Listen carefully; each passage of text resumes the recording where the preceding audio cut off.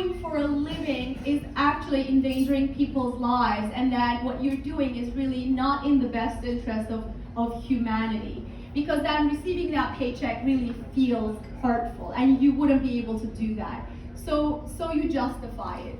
You believe the stories that they're telling you. The pharmaceutical corporations not only manage the public opinion through PR campaigns, they are also experts in managing the public opinion inside the corporations. As soon as a bad story is about to come out, they first inform their employees and grease them to make sure they take off the edges and make sure that they remain as compliant little minions that keep believing that they're doing something good. So that is a little bit in the past, and what helped me make that transition towards the path of light was motherhood. Pregnancy was the first thing that opened that path in front of me, and I knew from that moment on that I was not going to let anybody harm this baby. I didn't know her yet, but I loved her unconditionally, and I felt God's light in me through this child. And I started listening. I started connecting. And through a natural birthing experience, I think my motherhood was ready to be awakened. I know that everybody has a different birth story, and your baby comes to this world the way that your baby is supposed to come to this world. But I think a lot of our births are being hijacked by the establishment. Because if they can get their hands into your pregnancy first, if they start making it a medical process as opposed to a God-given beautiful journey of connection and spirituality, then they own you. Then they have put that idea in your mind that the doctor knows best, the technician knows best, the nurse knows best. How many of you had your child birthed by a doctor? How many of you had your baby birthed by a midwife? How many of you birthed your own child?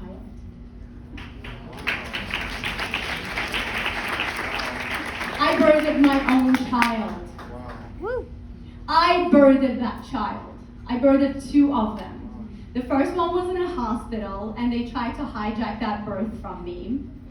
I bled for months because of the things they did to me, but I still did not accept any of their medications. My baby was still born unmedicated, and I allowed her to crawl up to my nipple on her own because they have the ability to do that. I did not let anyone steal my child from me and then stick a formula in her mouth.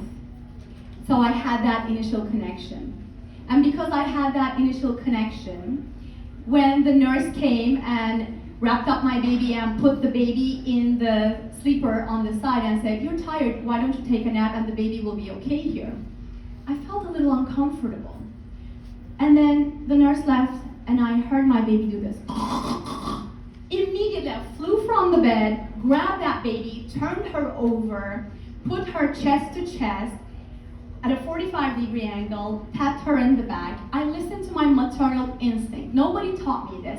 I was equipped to do this. God gave me this knowledge that was already in me, that the safest place for that baby was not wrapped up in a separate bed, lying on her back, That's unable right. to move, separated from her mother. The best place for that baby was on my chest, skin to skin, at a certain angle, in harmony with my heartbeat, knowing that my warmth is there and my ever-watching eyes on that child the whole time. Yes. And from that day on, I never let that baby down. She slept on me for years. She still sleeps in my bed today. And I cannot be more grateful. It's not a shameful thing. It's a gorgeous thing.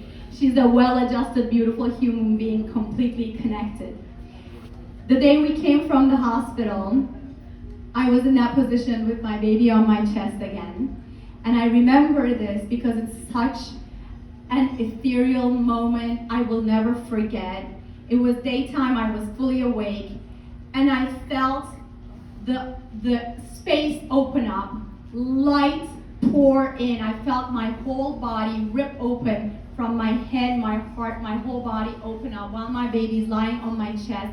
this light poured into me, and that was God's light I felt filling me up through motherhood. I allowed myself to receive that light, and I knew that from that day on, I was only going to allow my decisions to be made by my instincts. And those instincts are always correct. When you are allowing an expert to interfere with those instincts, you always know. You always know in your heart when it's right and when it's wrong. But we are so indoctrinated by the system that we are taught to be a good student, you have to listen to the teacher. To be a good soldier, you have to line up. To be a good this, to get the next promotion, you have to listen to your CEO. It's always to be a good this and this, you have to relinquish that and follow so and so. However, God did not make us that way. Right. We are all equipped to do this perfectly well without any experts from the assembly line telling us what to do. The experts are only expert on a tiny, tiny little fracture of the universe. Whereas as parents, if we allow ourselves to listen to our intuition, our inner wisdom, everything is in there. If we empower ourselves, nobody has taken your rights away from you. It is only when you give up those rights, then you give up those rights. They are nobody's to take, they are yours forever.